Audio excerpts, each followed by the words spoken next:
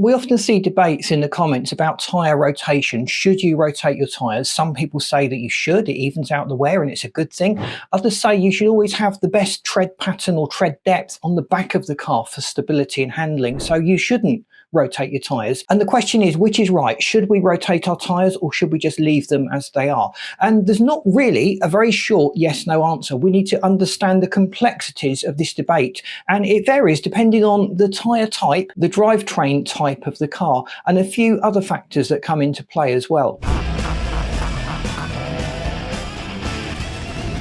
The basic concept of tyre rotation is you put the front tyres to the back, you swap them over. So the front near side goes to the back off side and the front off side goes to the back near side.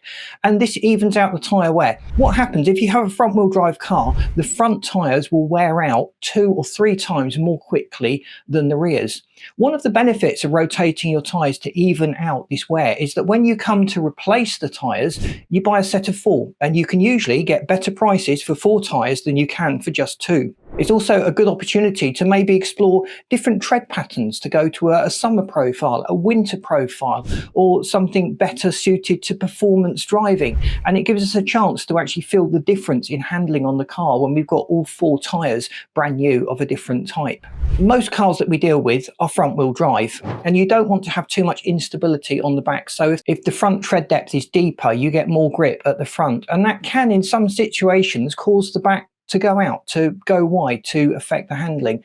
Now, the reality of this, though, only really comes into play if the back tyres are below about 3mm, because modern tyres are designed to give the optimum grip through most of the tread life. When you buy a tyre, it's going to be about 7mm of tread depth. And when it gets down to 3mm, you are still getting reasonable amounts of performance and grip. The key thing with tyre rotation is to even out the wear on the tyres.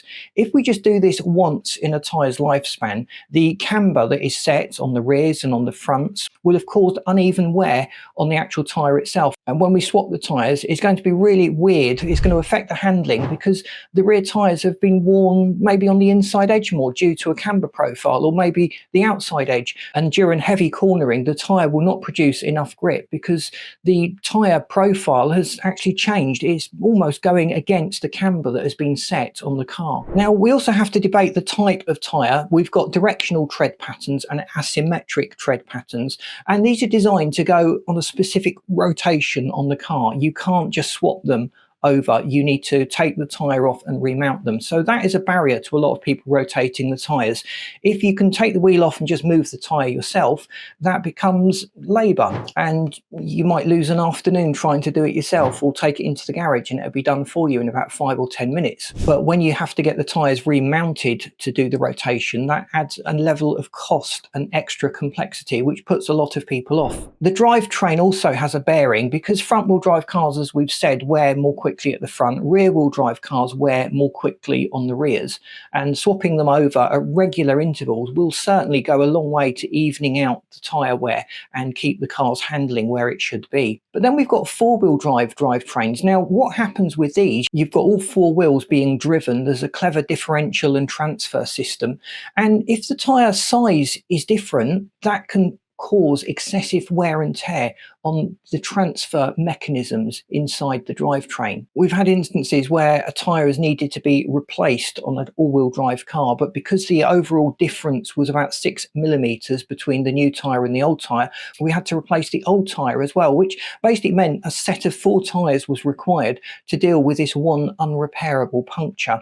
Another option would be to go and buy a part-worn tyre that matches the wear that you've already got. But quite rightly, a lot of people are very sceptical about buying part-worn tyres because you don't know a lot about the history, and because it is part worn, it's probably been taken off a car that's found its way into a breaker's yard after an accident or some sort of issue on the road. Some all-wheel drive systems require the tread depth to be no more than 2 or 3mm different across all 4 tyres. Just chewing through the front tyres and replacing them, you'll eventually have back tyres that are maybe 4, 5, 6 years old.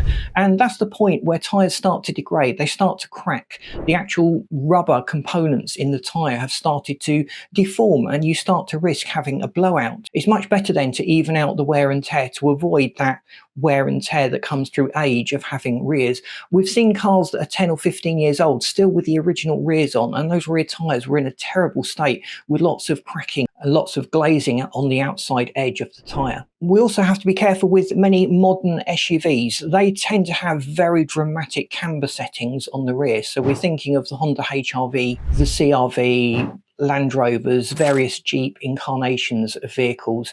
Anything really that's large and been designed to carry a load tends to have quite a dramatic camber on the rear to compensate for the load that they tend to carry. And that causes really strange wear on the tyre. Rotation regularly is quite important on those cars if we're going to do it at all. That question then we raised at the beginning, should you rotate your tyres? Well, the idea is to even out the wear and tear. If you've got a car with dramatically adverse camber, if the performance of the car means one set, the fronts or the rears, wear out much more quickly, then yes, we can rotate them, but we need to do it much more frequently than we would on a car that gets through the tyres more slowly and doesn't have maybe such an aggressive camber wearing the inside and outside edges. Because once this extra wear from the camber has cut in, you can't really safely put that tyre on another axle. It's started to bed in. It's become part of the car's handling, and it can adversely affect it if we maybe move that across an axle and to a different side. If the tread depth is below 3mm on either the fronts or the rears, it's probably a good idea to just go out and replace the entire set of tyres. For me, 3mm is usually the mark that I would go out to get them sorted, because that's the point where you start to lose grip, particularly in the wet. And we get quite a lot of wet here in the UK, let's face it. If you want to rotate the tyres yourself, just doing front to back is relatively easy and straightforward. Doing it across axle will require you to have some kind of axle stands. Work very safely when you're using axle stands. Never work under a car when it's propped up on these axle stands. And if you can borrow a proper jack to get the car up, rather than rely on the one that comes with the car for emergency repairs, that'll go a long way to making the job safer and more easy and quick to do. Let me know in the comments if you've done any tyre rotation, whether you've got a policy of always rotating your tyres or never rotating them. Personally, I try to do it 2 or 3 times in the tyre's expected lifespan, and for me the expected lifespan is generally 2 to 3 years. Just changed the car, we're running a lot more power on the fronts, and I am seeing more dramatic wear on the front, so I'm probably going to have to adjust my philosophy on tyre rotation for this car. If you've enjoyed the video, please boot the like button. That really does help us to get out there. If you're not subscribed, and a lot of you aren't, please subscribe, because again, that gives a signal to the great Google algorithm that we're a channel that people want to watch, and it'll help recommend us to other people. And I've lined up this video and this playlist that you should find really interesting. Thanks for watching. See you in these next videos.